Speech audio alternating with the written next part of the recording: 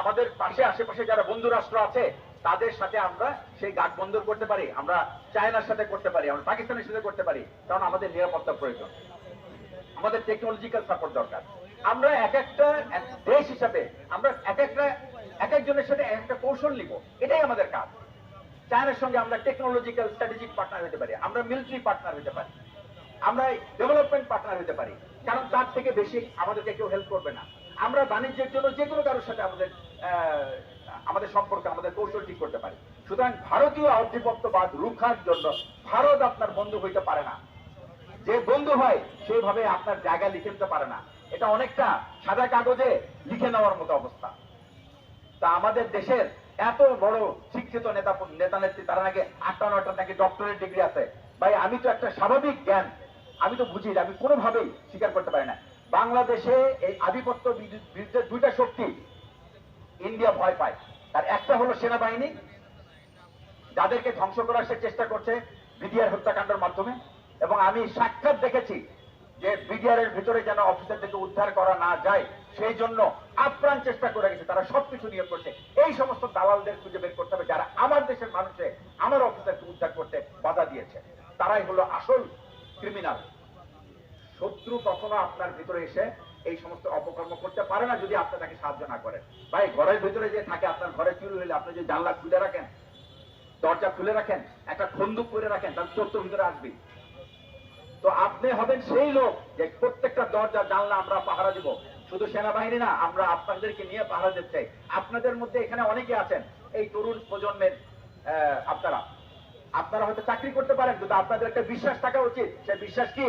যে বাংলাদেশের স্বাধীনতা সার্বভৌমত্বের ভিতরে আমরা কারো হস্তক্ষেপ মানি না। সে যেই হোক, সে ইন্ডিয়া হোক, আমেরিকা হোক, যেই হোক, আমরা মানি না। সুতরাং এই বিশ্বাসটাকে, আরেকটা শক্তিকে ভারত ভয় পায়, সেটা হলো ইসলামী শক্তি। কারণ এই ইসলামে যারা দল করেন বা যারা ইসলামে বিশ্বাস করেন, তাদের কিন্তু ইমানি শক্তি অনেক অনেক শক্ত, এবং তারা আল্লাহর চিন্তায় নিজেকে কখনো অন্যের কাছে সঁপে দিবে না। সুতরাং এই দুটা বিষয়কে ভারত সবসময় আমাদেরকে আপনাকে জুজুগুরির ভয় দেখে। আমি ভাই কোনো সময় ইসলামী শক্তিকে ভয় পাই না, কারণ আমি জানি এই ইসলামী শক্তি যারাই থাকবে তারা তাদের বিবেকের সাথে প্রতারণা করবে না, তারা মানুষের অধিকারের সাথে প্রতারণা করবে না, তারা মানুষের যে চাওয়া পাওয়া তাদের সঙ্গে প্রতারণা করবে না।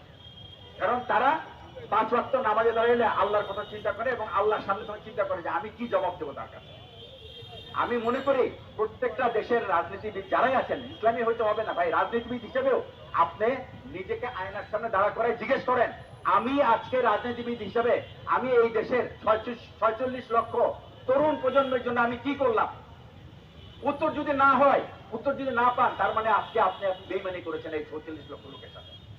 আপনি এই প্রজন্মের সাথে বেইমানি করেছেন। আমি 100% শিওর আজকে যারা এই সমস্ত সংস্কারে ব্যস্ত, তারা কিন্তু ভাই আপনার স্বার্থ দেখার মতো নাই, তারা তাদের নিজস্ব স্বার্থ দেখছে। আপনারা দাবি তোলেন যে আপনার স্বার্থ যে দেখে আমি তাকে চাই, সেখানে ওই প্রতিনিধি সে তাকে চাই যে আমার স্বার্থ দেখে।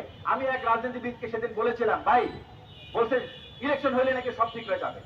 তো আমি বললাম যে ইলেকশন তো 17 বছর হয়েছে, এর আগে সব পুলিশ ছিল, এটা ব্যাপার ছিল পুলিশ নাকি আইন শৃঙ্খলা রক্ষা করছে না। আমি বলি, পুলিশকে আপনি আপনার পুলিশ বানায়েন না, পুলিশকে আপনার জনগণের পুলিশ বানান। তা আমি বললাম, ভাই আমি তো রাজনীতি করি না। ওই টকশোতে আমি এই দেশের 40 থেকে 45% মানুষ রাজনীতি করে না, তো তাদের পুলিশ কই? এই নির্বাচন হলে যে দল নির্বাচিত হয়ে আসবে, পুলিশ তো তাদের হবে। তা আমি কই যাব? আমার নিরাপত্তা কোথায়? আমার পুলিশ কই? এই উত্তর কিন্তু উনি দিতে পারেন নাই। সুতরাং আমি বলবো যে আপনারা ভারতীয় আধিপত্যের বিরুদ্ধে যদি আমাদের লড়তে হয়, তাহলে একটাই মূল মন্ত্র, জাতীয় ঐক্য। জাতীয় ঐক্যকে মাথায় রাখেন, এবং আপনি দেখবেন যে ভারত মাইল মাইল দূরে থাকবে আমাদের থেকে। এই বলে আমি বক্তব্য শেষ করছি। আসসালামু আলাইকুম।